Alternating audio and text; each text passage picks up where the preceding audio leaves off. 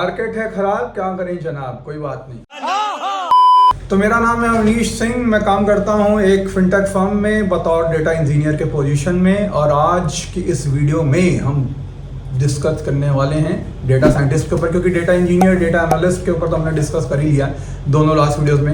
अगर नहीं देखी है फटाफट जाके देख लो। अगर डेटा इंजीनियर डेटा एनालिस्ट नहीं भी देखनी तो कोई बात नहीं, डेटा साइंस के ऊपर भी सेम स्टोरी पॉइंट्स बताएंगे, प्रैक्टिकल एग्जांपल देखेंगे हम लोग इसके, ठीक है।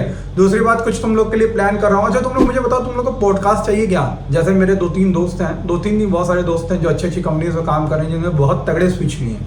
अगर तुम लोग को पॉडकास्ट चाहिए कि उनकी स्ट्रैटेजी क्या थी, कैसे उन्होंने स्टेप बाय स्टेप आगे बढ़े, क्या ऐसे उन्होंने इंटरव्यूज क्रैक किया, अगर स्ट्रैटेजी चाहिए तो उसके ऊपर मैं वीडियोस डाल सकता हूँ। तो अगर चाहिए तो कमेंट बॉक्स भर दो फटाक, लाइक शेयर सब्सक्राइब करना मत भूलना, ठीक है। मिलते हैं। तो अब भाई अब तीसरा चालू करते हैं, डेटा साइंटिस्ट, जो कि ये भी बहुत डिमांडिंग फील्ड है और बहुत हाइप्ड फील्ड है मेरे ख्याल से, ठीक है। तो वही अपन स्टोरी से चालू करेंगे। अगर आपने पुरानी वीडियोस देखी हैं तो आपको थोड़ा कॉन्टेक्स्ट मिल जाएगा, नहीं भी देखी तब भी आपका भाई इधर है और मैं तुम लोग को एक स्टोरी से बताऊंगा। तो जैसे कि मान लो कि हमने इधर देखा कि हमारा जो डेटा था, हमारा तुम लोग मान लो कि तुम लोग एक वेबसाइट चलाते हो, ठीक है, गेमिंग की वेबसाइट चलाते हो, उसमें तुम लोग का डेटा आता है, तुम्हारा मान लो सेल्स का डेटा है, अलग अलग थर्ड पार्टी का डेटा है। थर्ड पार्टी मान लो रेजर पे का डेटा आता है, मान लो किसी ने खरीदा और रेजर पे के वेबसाइट पे जाके पे किया, क्योंकि तुम लोग कोई भी चीज़ खरीदते होगा, क्रेडिट कार्ड डेबिट कार्ड से तुम लोग देखते होगे कि थर्ड पार्टी में जाके पे करना पड़ता है। थर्ड पार्टी डेटा हो गया, या मान लो ट्रांजैक्शनल डेटा हो गया, मान लो सेल्स का, प्रोडक्ट की इंफॉर्मेशन का, या कोई भी डेटा हो गया। तो हमारे सोर्सेस हैं, डेटा लेक में स्टोर हुआ, इधर से एक्सट्रैक्ट होकर इधर स्टोर हो गया, इधर डेटा इंजीनियरिंग का काम हुआ, एक्सट्रैक्ट, लोड, ट्रांसफॉर्मेशन वगैरह, फिर डेटा मॉडलिंग हुई, ऐसे मान लो ऐसे डेटा मॉडलिंग हुई, हमारे टेबल्स बन गए, और उसके बाद क्या हुआ कि डेटा वेयरहाउस में डेटा जाके स्टोर हो गया, ठीक है। अब डेटा अगर मेरा फ्यूल है तो डेटा साइंटिस्ट अब इसके ऊपर क्या काम करेगा? डेटा साइंटिस्ट के मोस्टली इसमें बहुत सारे रोल्स होते हैं, इनमें एनालिटिक्स बहुत तरीके के होते हैं, लेकिन जो मेजरली एनालिटिक्स होती है एमएल के एल्गोरिथम्स जो लगते हैं, वो क्या करते हैं? प्रिडिक्ट करते हैं, प्रिडिक्टिव एनालिटिक्स। या क्या करते हैं? दूसरी चीज़ प्रिस्क्रिप्ट करते हैं, प्रिस्क्रिप्टिव एनालिटिक्स। यही चीज़ होती है हमारी भाई, ठीक है। इसकी स्टोरी पे चले जाते हैं इस डेटा साइंटिस्ट की। अच्छा ये इधर ही दिखा रहा है, मुझे लग रहा है वो मैंने लगा नहीं पाया। तो ये देखो, ये होते हैं प्रिडिक्टिव एनालिटिक्स और प्रिस्क्रिप्टिव एनालिटिक्स। अब प्रिडिक्टिव एनालिटिक्स क्या होता है कि भाई on the basis of the current historical trends, current trends and historical trends, what will be the prediction. जैसे मान लो कि तुम लोगों को पता चला कि तुम लोग की जो गेमिंग की वेबसाइट है उसमें अक्टूबर, नवंबर, दिसंबर में बहुत ज़्यादा सेल आ रही है, ठीक है।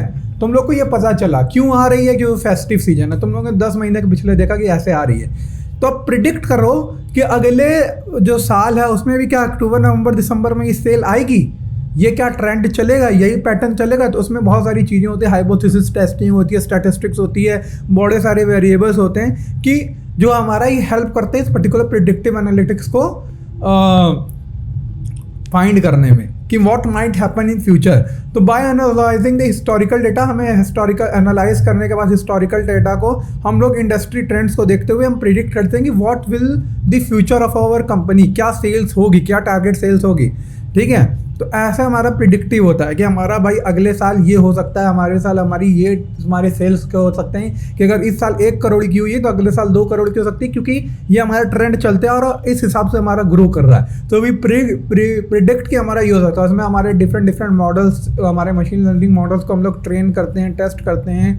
उसके बाद एक हाइपोथेसिस टेस्टिंग पहले करते हैं कि हमारा नल हाइपोथेसिस को लेते हैं कि अगर होगी कि नहीं होगी। एक हमारा होगा तुम्हारा, दूसरा हाइपोथेसिस एक होता है नल होता है, एक और पता नहीं क्या होता है, मैं भूल गया हूँ। तो हमारे 2 तरह के वो होते हैं जिसमें हम लोग करते हैं, उसमें टी टेस्ट चलाते हैं, अलग अलग तरह के टेस्ट होते हैं, उस पर टेस्ट चलाते हैं, फिर हम देखते हैं हमारा राइट स्क्यूड है कि लेफ्ट स्क्यूड है, उसके ग्राफ बनते हैं। वो थोड़ा और टेक्निकल टर्म, उसके ऊपर भी चाहिए तो मैं उसके ऊपर भी वीडियो बनाने की कोशिश करूँगा, कमेंट कर दो नीचे। और दूसरा तरीके का एनालिटिक्स क्या होती है? प्रिस्क्रिप्टिव एनालिटिक्स, जो मेनली डेटा साइंस करते हैं। वो क्या होती है प्रिस्क्रिप्टिव? मतलब कि ऐसा क्या करें कि हमारा बिजनेस ऐसा परफॉर्म करे कि what should we do that output should become that, ठीक है।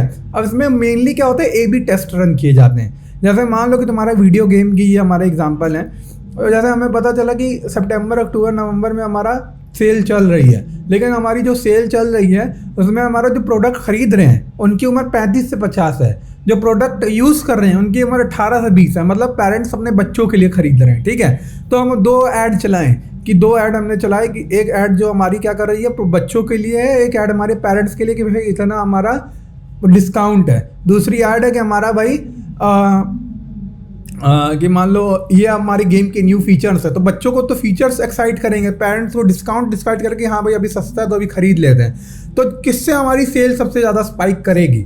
और अगर दूसरे यूज़ केसेस लूँ तो इसमें सप्लाई चेन का आता है कि कितने हिसाब से हमारा इन्वेंट्री मैनेजमेंट या हमारा सप्लाई चेन कैसा होना चाहिए कि हमारे कितने ट्रक कितने हमारे डिफरेंट स्टोर्स में सारा इन्वेंट्री मैनेजमेंट सारा हमारा प्रोडक्ट्स लेके पहुँचे।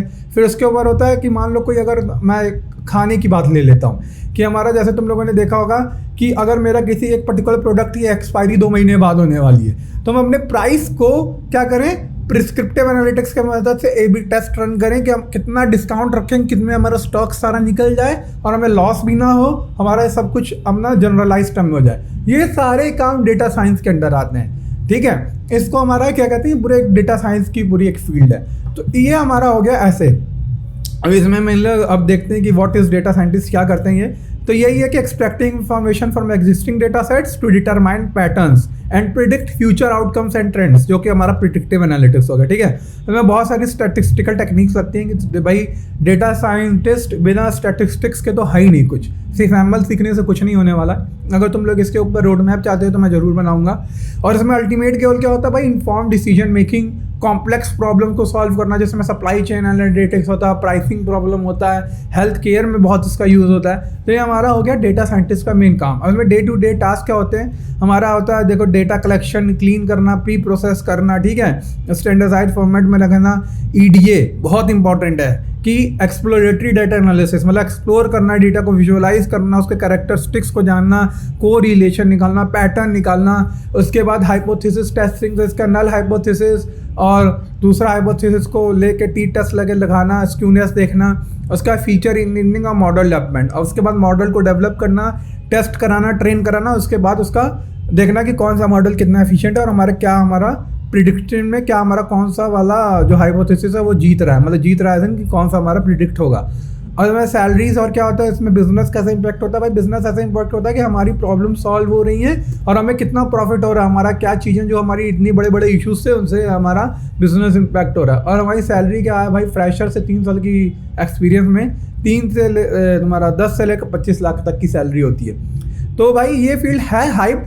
तो वैसे अगर मेरी मानो तो मेरे को लगता है डेटा इंजीनियरिंग बहुत अच्छी फील्ड है और डेटा साइंटिस्ट, तीनों ही अच्छी फील्ड है, लेकिन बंदे कम इस समय सबसे ज़्यादा डेटा इंजीनियरिंग में मुझे लगते हैं, क्योंकि ये दोनों बहुत ही ज़्यादा हाइप्ड फील्ड है। और डेटा इंजीनियरिंग की जैसे मैंने पहले भी वीडियोज़ में डिस्कस किया है, सैलरी इसकी भी बहुत अच्छी है, मेनली डेटा साइंटिस्ट से पैरेलल ही चलती है, डेटा साइंटिस्ट से हो सकता है 1-2 कंपनी में कम हो।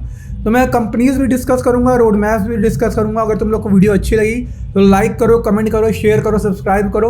और तब तक के लिए स्टे ट्यून रहो। तब तक के लिए नमस्कार, हर हर महादेव, अल्हम्दुलिल्लाह, वाहिगुरु जी का खालसा, वाहिगुरु जी की फतेह, बाय बाय।